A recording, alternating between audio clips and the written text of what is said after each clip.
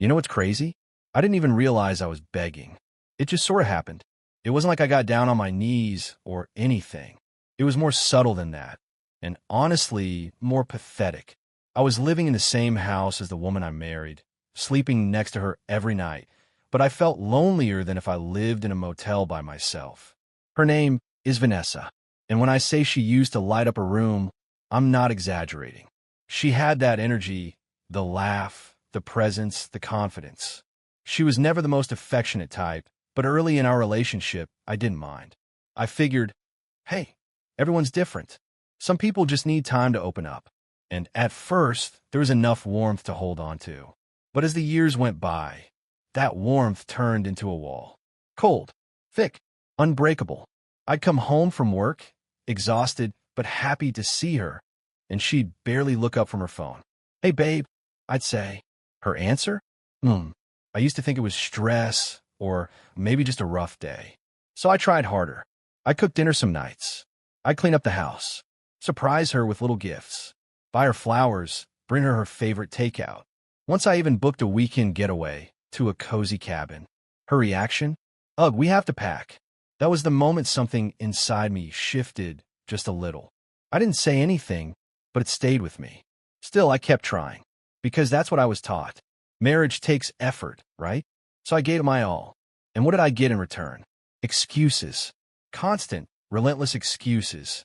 I'm tired. Not tonight. You always want something. Why are you being so needy? And here's the worst part. I believed her. I actually sat there and thought maybe I was being too needy, that maybe I was pressuring her. So I started suppressing it. I told myself I'd wait for the right moment. Maybe she'd initiate eventually. Maybe she just needed space. But space turned into silence. And silence turned into rejection. There was this one night I'll never forget. I've been working long hours that week, pulled in extra shifts to cover someone who quit suddenly. I got home absolutely dead on my feet, but I had this dumb little hope in my chest, like maybe she'd say, hey, let's watch a movie and cuddle, or something simple like that. Instead, she looked at me with that same face, like I was an interruption. She barely spoke, ate dinner while scrolling through her phone, then got up and said, I'm going to bed, and left her plate on the table. I sat there for 10 minutes, just staring at her half-eaten food. That night, I climbed into bed next to her and gently touched her arm. Nothing sexual, just a touch. Her entire body flinched like I was some kind of insect. And she said, can you not? It hit me like a slap. I pulled my hand back, laid there wide awake while she turned her back on me like I wasn't even there. And you know what I thought? I thought I miss being loved. That's the part people don't talk about. You don't just miss the physical part, though God knows that hurts. It's the emotional rejection that kills you slowly. The sense that no matter what you do, you'll never be enough. You could bring the moon down to her doorstep, and she'd just say, why is it dusty? There were other signs too, things I ignored for too long. She used to dress up when we go out for me. Now, if it was dinner with me, she'd wear sweatpants. But if she was going out with the girls, she'd spend 2 hours in the bathroom and come out looking like she was going to a red carpet event. She laughed louder at other people's jokes. She smiled more when talking to her coworkers than when talking to me. But I stayed, because I still believed in us. I kept telling myself that maybe if I just waited a bit longer, things would go back to how they were. Maybe she was stressed. Maybe something was going on that she hadn't told me about. Maybe she didn't realize how much it was hurting me. So one night, I sat her down. I actually built up the courage. The man who pays the bills, fixes the car, mows the lawn, and still finds time to love her, to say, can we talk? Her eyes rolled before I even got a sentence out. She said, if this is about that again, I really don't have the energy. I asked her calmly, do you still love me? She stared at me for a second, shrugged, and said, I don't know. I'm just not feeling anything lately. Maybe we're just different people now. Different people. As if I hadn't bent over backwards to stay the same man she fell in love with. As if I hadn't given everything, my time, my money, my effort to hold this marriage together. As if I hadn't been dying for just one night where she'd look at me like she used to. And there it was, the quiet death of hope. From that point on, something inside me turned off. Not in a dramatic, movie scene way. Just quietly. I stopped begging. I stopped chasing. I still did my duties. I paid the bills. I cleaned up after myself. I kept the house running. But I stopped looking at her like she was my world. Because she wasn't anymore. She was just a woman who used to care. And I was just a man who used to beg for her love. It didn't happen overnight. That's something I need to make clear. People like to imagine this sudden, dramatic transformation, like one day I was broken and the next I was a new man. But real life doesn't work like that. What happened to me was slow, quiet, honest. It started with silence.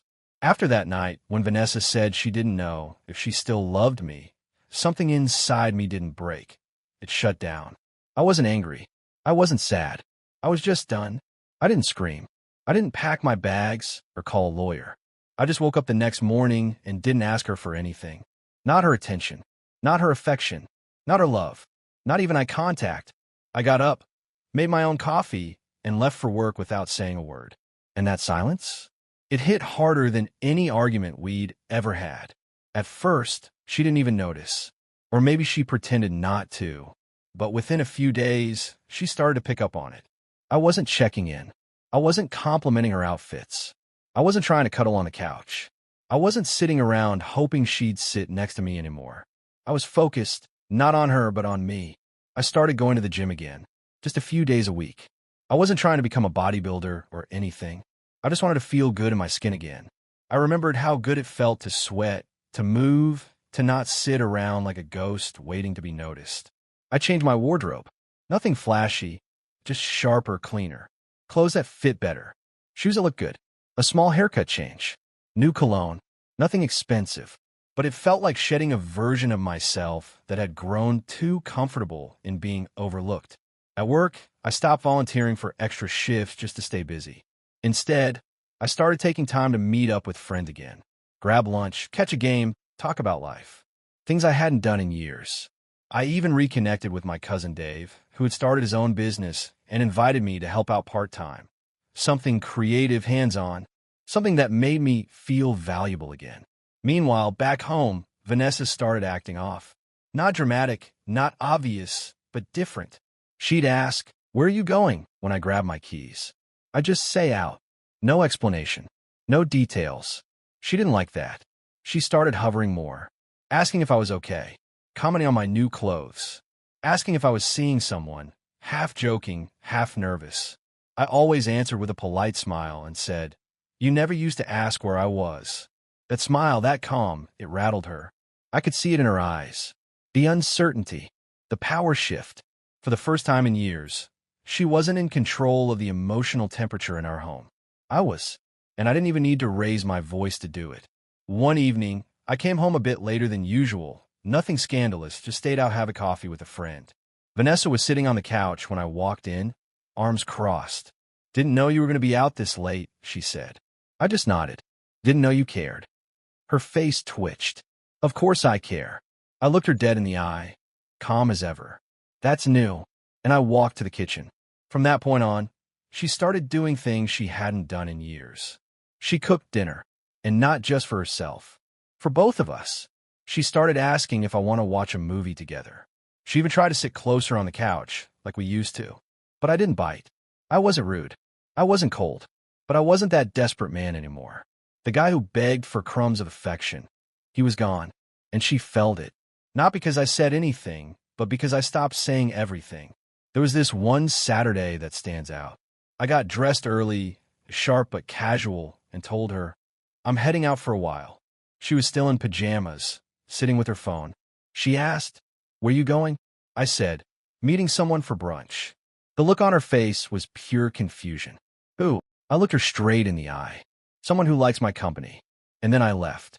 It was the first time I saw her eyes drop, like she had no comeback. No sarcasm, no defense, just silence. In that moment, that quiet victory felt better than any argument I could have won in the past. Because it wasn't about revenge. It was about value. Mine. You see, I didn't become a new man to prove anything to her. I did it because I realized I had completely abandoned myself. I'd been giving and giving, while she took me for granted. And once I stopped begging for love, I saw just how much of myself I had forgotten. I didn't stop loving her overnight, But I stopped needing her to love me for me to feel whole. That shift, that self-respect, that's where the real power comes from. Not from yelling or leaving or getting even, but from standing up calmly, silently, and saying with your actions, I won't chase someone who doesn't see me anymore. And for the first time in our marriage, Vanessa started to notice what it felt like to be on the outside. You want to know when I knew things had flipped? It wasn't during an argument. It wasn't after some dramatic speech. It happened in the most ordinary moment. I was folding laundry. I was standing there, folding a clean shirt, and Vanessa walked into the room, leaned against the doorframe, and said, You've changed. I looked up at her calm. Yeah, I did. She stayed quiet, like she was waiting for me to add something else. But I didn't. I folded the shirt, set it down, and moved on to the next one. That was the new rhythm in our house. She was suddenly present again, around me, near me, watching me, like she was waiting for me to slip back into the old version of myself. But that guy was gone. You could tell it was starting to mess with her head. The way I moved differently. The way I didn't ask where she was going. The way I didn't try to sit close or make conversation. The way I slept facing the other direction and stopped checking if she was okay. She'd try to start conversations about anything. I saw this TikTok today. It was hilarious. I'd smile, nod, and say, that's cool. Then go back to what I was doing. She started changing the way she dressed around the house. Suddenly, there were dresses again. Makeup, perfume. Not all the time, but enough to notice. Enough to say, please look at me. But I didn't. Not because I was being cold, but because I didn't need to. I wasn't starving for her anymore. I was full of clarity, full of confidence, full of the kind of self-worth that doesn't get shaken by a short skirt or a flirty smile from someone who spent years treating me like I didn't exist. Then came the questions. Are you seeing someone? I shrugged. That's not your concern. She didn't like that. One night, she got bold. We were both in bed, backs turned like usual. But this time, she scooted closer. She touched my arm. I miss us, she said softly. I didn't flinch. You missed the version of me that used to beg. That version's gone. She stayed quiet. That was her first real attempt, but far from the last. Over the next few weeks, she started doing more. Little things, cooking dinner, offering to rub my shoulders, even joking about needing a night in bed together. It felt like she was trying to rewind time, but I couldn't play that game anymore. The connection was broken, not because I hated her, but because she broke it. You can't starve someone for years and expect them to jump when you throw a crumb. And here's the twist no one tells you. The moment you stop chasing, they panic. Not because they love you, but because they lost the control they thought was permanent. There was a morning a few weeks later when she asked, Can we maybe go out this weekend? Just us. I said, I have plans already. She paused. With who? I smiled. With someone who doesn't make me feel invisible. That one hit deep. Her jaw clenched, but she didn't say a word. Later that day, she texted me. I'm sorry. I realize I've been distant. I just want to feel close again. I didn't reply, because I didn't need words anymore. My actions were loud enough. And slowly, the pattern flipped. She started asking me if I needed anything. She started asking where I was going. She started worrying about what I thought. And, most ironically, she started asking about money. Now, that was new. You see, I used to pay for everything. I managed our finances. She always had access, always had everything covered. But now I had started pulling back. Quietly. No big speech. I just began moving things into my own account. I wasn't mean about it. I just wasn't available to fund her random spending anymore. At first, she didn't say anything. But once her personal card got declined on a shopping trip, she came home with a storm in her face. Why didn't my card work?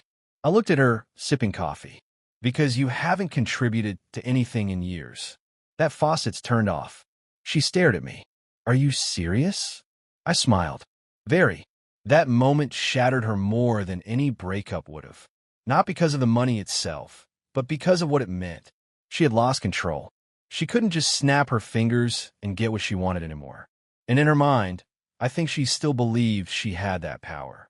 That I caved the second she showed vulnerability. But I didn't, because I wasn't acting anymore. I genuinely didn't care. She started sending texts like, Can we try again? I miss the way you looked at me. Please don't give up on us. But it was too late. Way too late. I wasn't angry. I wasn't holding a grudge. I was just gone. Gone mentally. Gone emotionally. And very soon, gone physically. You see, once I realized how peaceful life could be without begging, I started preparing for the next step. Moving on. I got my own apartment. Furnished it myself. Clean, simple, quiet. A space that felt like me. Not a prison filled with cold stares and dead silence. I didn't throw a fit when I told her. I just left a note on the kitchen counter. Thank you for teaching me what it feels like to be invisible. Now it's your turn to feel what I felt. Not out of revenge, but out of fairness. Take care. And just like that, I walked out. No yelling. No fights. No chaos. Just a man who finally remembered his worth and left before he had to ask for it again. Now, I sleep like a rock. I go where I want. I eat what I want. I talk to people who make me feel seen. And as for Vanessa, she still texts sometimes. She still asks if I'm okay. She still says, I miss you. But I don't reply, because I've learned something most men never get to. When someone shows you that they're willing to starve your heart, your body, and your soul, don't stay there hoping for a feast. Get up, leave, and never look back.